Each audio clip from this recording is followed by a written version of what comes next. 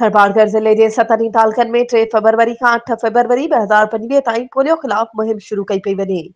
जंहिं दौरान ज़िले जे सतनि तालुक़नि जे कुल 3,13,698 ॿारनि खे पोलियो खां बचाव जा फुड़ा पीआरिया वेंदा।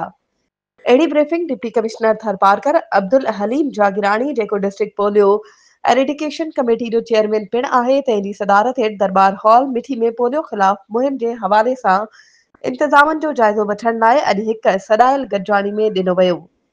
डिप्टी कमिश्नर ॾिनल ब्रीफिंग ते पंहिंजे इत्मिनान जो इज़हार कंदे चयो त इहा ख़ुशाईंदा ॻाल्हि आहे त ज़िले में को बि पोलियो जो इनकारी केस मौजूद नाहे। गॾिजाणी में SSP Tharparkar doctor Sameer Noor Channa, district health officer Tharparkar doctor Lekhraj Sarangani, सेहत खाते जे पोलियो बाबति focal person doctor Bharat Kumar, assistant commissioner Mithi Fareed Hanif, director समाजी भलाई खातो ऐं child protection officer Tharparkar Kailash पनड़ समेत ॿियनि लाॻापियल खातनि जे अमलदारनि शिरकत कई। इन खां अॻु deputy commissioner Tharparkar Abdul Haleem Jagirani, district health officer Tharparkar doctor Lekhraj Sarangani, civil अस्पताल जे एमएस डॉक्टर हरेश जगानी ऐं डॉक्टर भरत कुमार, सिविल अस्पताल मिठी में ॿारनि खे पोलियो खां बचाव जा फुड़ा पीआरे 3 फ़रवरी 2025 खां शुरू थींदड़ पोलियो ख़िलाफ़ मुहिम जो इफ़्तिताह कयो।